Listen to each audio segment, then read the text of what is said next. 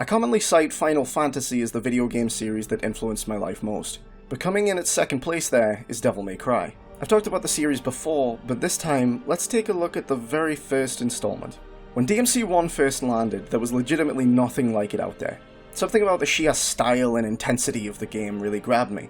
The edgy aesthetic and utter devotion to the rule of cool really spoke to my teenage self. Your introduction to the game is this guy. This is Dante.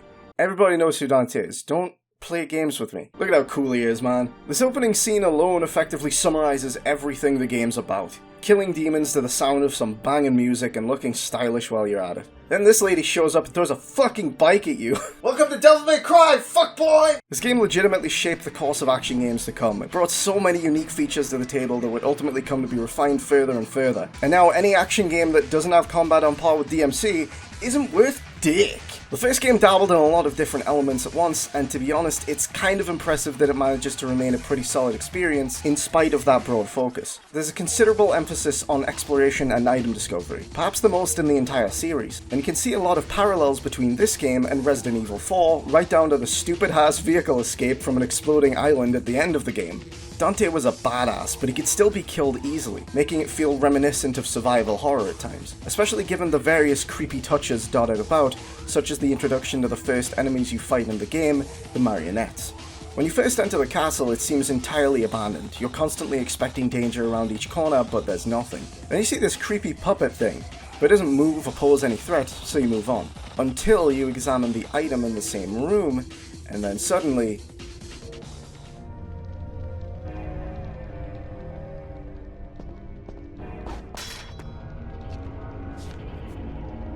Jesus Christ!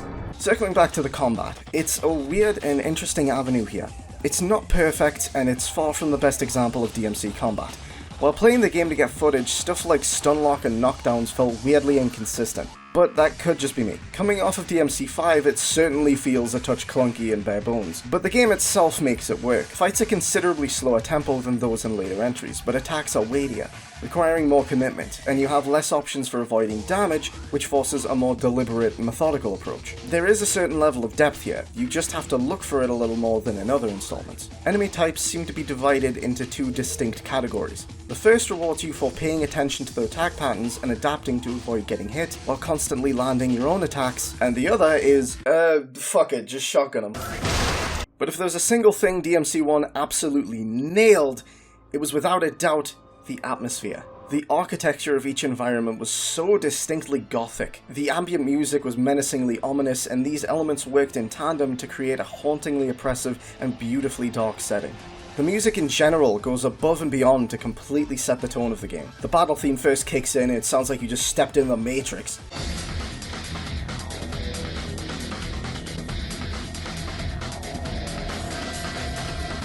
Then you reach a divinity statue and it sounds like a heavenly choir and utterly demonic melody are colliding. It's incredible.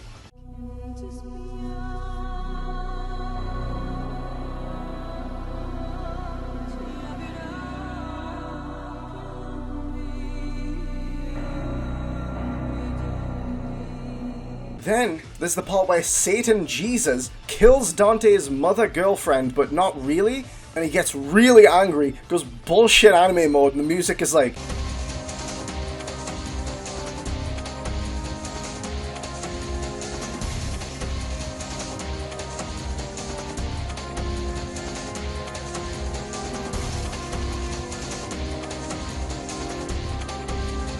It's cool as fuck! There's so many badass moments in this game, man. Dante gets straight up impaled with the coolest sword in the series, and instead of taking the sword out of himself like a normal person, he takes himself out of the sword. It was such an awesome scene, they had him get stabbed like this in almost every other game in the series, to the point where he's just kind of sick of it by DMC4.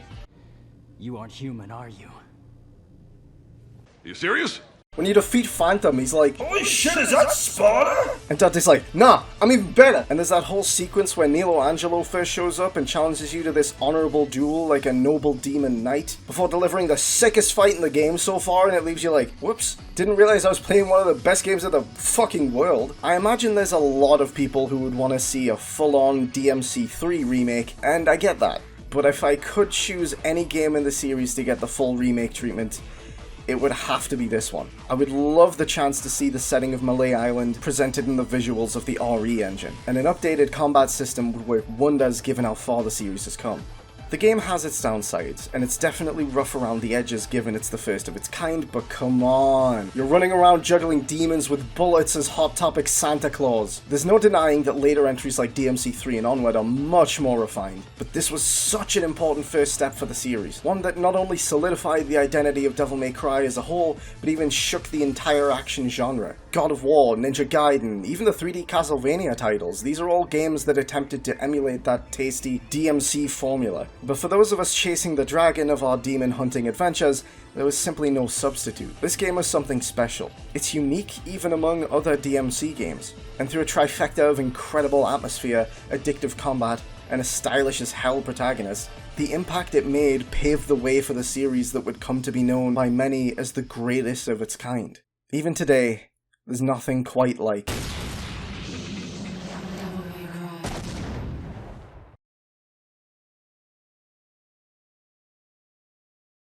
I should have saved you.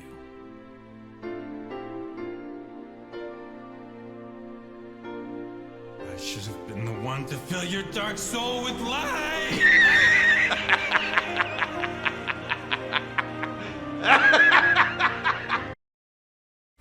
Thanks for watching.